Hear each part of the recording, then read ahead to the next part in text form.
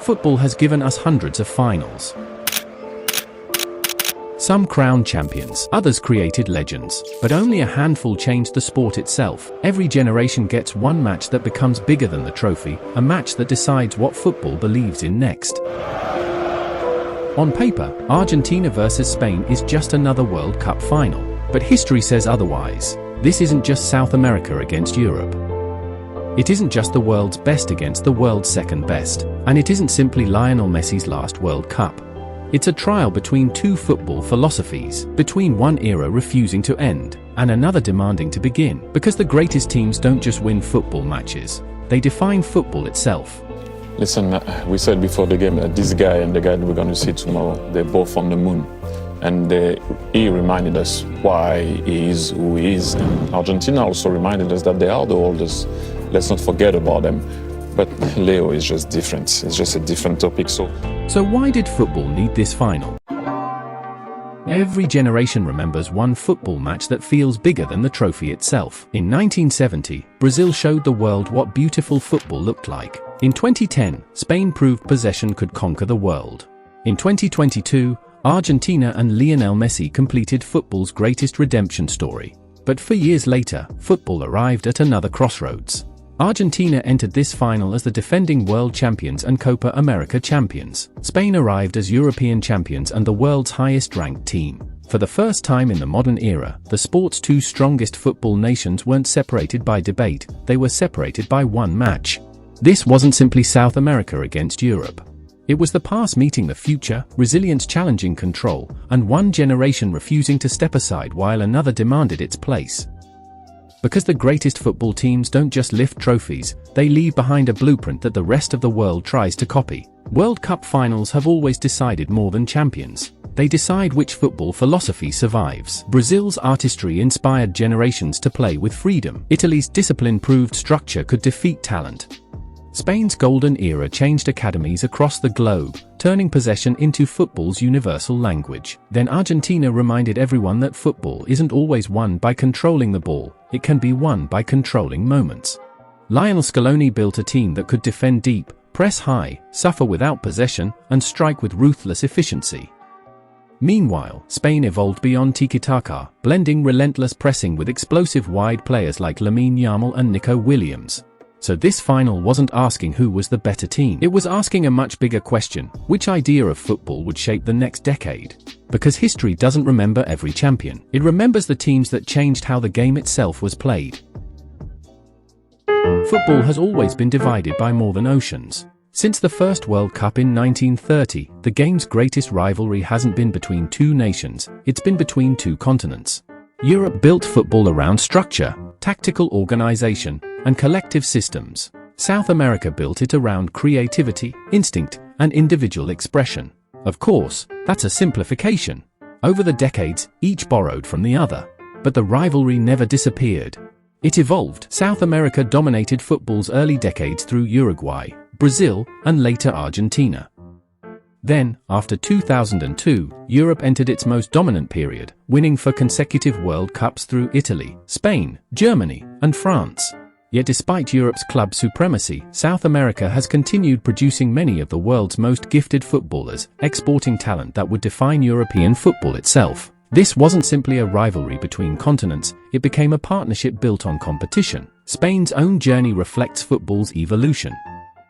For decades, they were known as talented underachievers. Then came a generation led by Xavi, Iniesta, Busquets, and Casillas that changed the sport forever. Between 2008 and 2012, Spain became the first men's national team to win 3 consecutive major international tournaments, proving that positional play and relentless ball control could conquer the world. Coaches everywhere studied them, academies copied them. Possession football became the blueprint for an entire generation, but football never stops evolving. After early exits in 2014, 2018, and 2022, many believed Spain's era had ended. Instead of abandoning their identity, they rebuilt it, combining positional football with greater speed, directness, and athleticism under Luis de la Fuente. Argentina's path was different. Years of final defeats and international heartbreak left Lionel Messi questioning whether he would ever lift a major trophy with his country. Everything changed after Lionel Scaloni took charge in 2018. Rather than forcing one rigid philosophy, Scaloni built a team capable of adapting to every opponent. Copa America 2021 ended Argentina's 28-year trophy drought. The 2022 finalissima against Italy showed that South America's champions could still dominate Europe's best. Then came the 2022 World Cup in Qatar, where Argentina completed one of football's greatest redemption stories. It wasn't just Messi's triumph, it was proof that flexibility, belief, and collective sacrifice could overcome any tactical system. Looking back, the story isn't simply about Spain rising again or Argentina staying on top. It's about two football cultures shaped by different histories, different philosophies, and different journeys, arriving at the same destination. And that's why the possibility of Spain and Argentina meeting on football's biggest stage has always felt bigger than just another final. It would represent nearly a century of football history asking one timeless question: which idea defines the next era of the beautiful game? Football matches are won by players. Every great champion leaves behind more than a trophy. They leave behind a blueprint that thousands of coaches try to copy. Rinus Michels gave the world total football. Arrigo Sacchi proved that coordinated pressing could outperform individual talent. Pep Guardiola refined positional play into one of the most influential tactical systems the sport has ever seen. Today, the debate has changed again.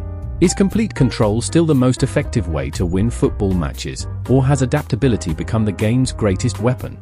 Spain and Argentina offer two different answers. Spain's philosophy begins long before the final third. Their objective isn't simply to control space. By positioning players between defensive lines, creating passing triangles, and stretching opponents across the width of the pitch, Spain forced defenders into impossible choices. Press high, and space opens behind. Sit deep, and Spain patiently move the ball until a gap appears. Under Luis de la Fuente, that identity has evolved. The slow circulation of the tiki-taka era has been replaced by quicker vertical attacks, faster wing play through Lamine Yamal and Nico Williams, and more direct runs beyond the defensive line.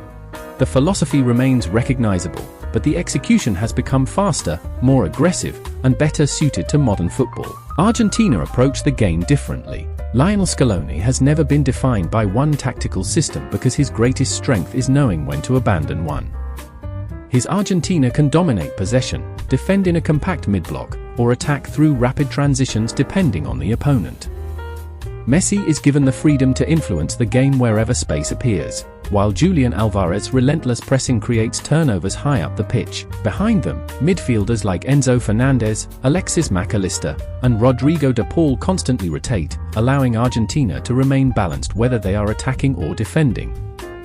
Rather than chasing perfection, Argentina embrace uncertainty. They are comfortable when matches become chaotic because they've repeatedly shown they can adapt faster than their opponents. This contrast is what makes the matchup so compelling. Spain believe that controlling space reduces chaos. Argentina believe that surviving chaos creates opportunity. One philosophy seeks to prevent uncertainty before it begins. The other accepts uncertainty as part of football and prepares to exploit it. Neither approach is inherently superior. History has shown that both can become world champions. But when these two ideas collide, the result becomes more than a tactical battle. It becomes evidence in football's ongoing search for its next evolution. Long after the final whistle, coaches, analysts, and players around the world would study the match, not simply to discover who won, but to understand why they won. Because sometimes, one football match can influence how the game itself is played for years to come. Football isn't won by emotion alone, it's won by patterns, and the numbers reveal two completely different ideas of how to play the game. Spain don't simply keep possession. At Euro 2024 they averaged 58.3% possession, completed nearly 90% of their passes, and recovered the ball in the opposition half more often than almost any other team. Those numbers aren't impressive because they're high, they matter because they show Spain's philosophy: control the ball, control the space, and control the decisions your opponent is allowed to make. It's football as territorial dominance.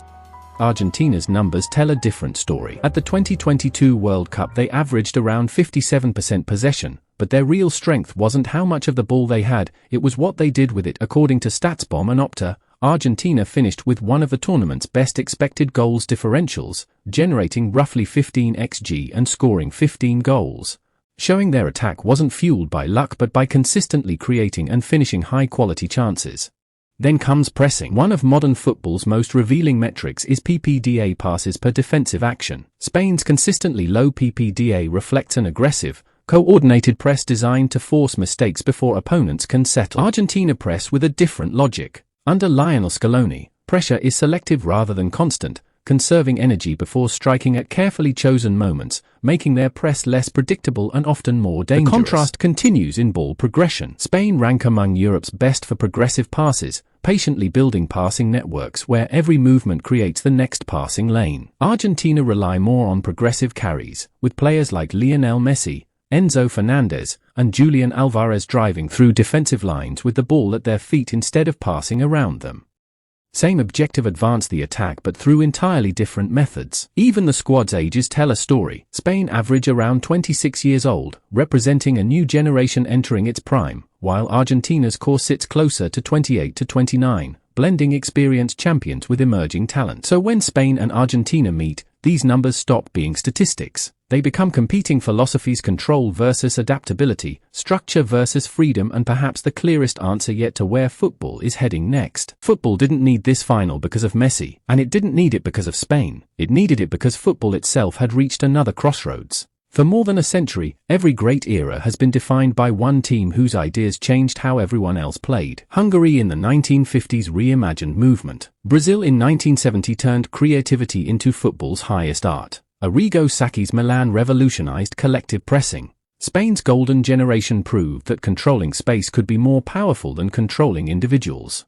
And Lionel Scaloni's Argentina reminded the world that adaptability, resilience, and emotional intelligence could still overcome the most sophisticated tactical systems. That's why this final mattered. It wasn't simply about deciding the best team in the world, it was about asking which football philosophy would shape the next generation. Around the globe, coaches, analysts, and academies were watching because today's World Cup finalists often become tomorrow's coaching manuals. Every pressing trigger, every passing pattern, every tactical adjustment would be studied, copied, and debated for years. But beyond tactics, this final represented something even bigger. Europe and South America have spent nearly a century pushing each other to evolve. One continent builds systems, the other produces artists. Together, they've driven football's greatest innovations. And when those two traditions collide on the biggest stage, the sport moves forward. Because the greatest finals don't just crown champions, they redefine what football can become. And that's why football needed this final. Not because it promised the perfect ending, but because it asked the biggest question the game can ask: what should football look like next?